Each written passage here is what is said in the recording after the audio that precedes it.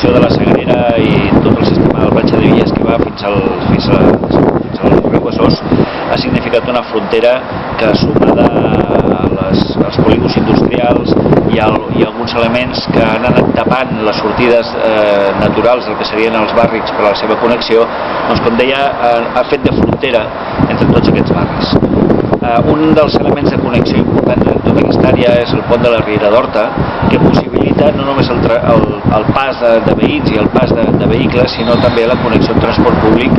d'una banda dels barris de la ciutat, és a dir, de la zona de Sant Martí, cap a l'altra banda, cap a la zona de Sant Andreu.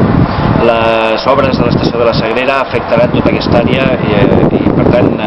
és important que adoptem mesures per tal que aquestes afectacions no afectin d'alguna manera la vida quotidiana,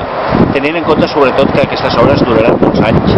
i per tant no podem prescindir d'una infraestructura tan especial com és el pont de la Riera.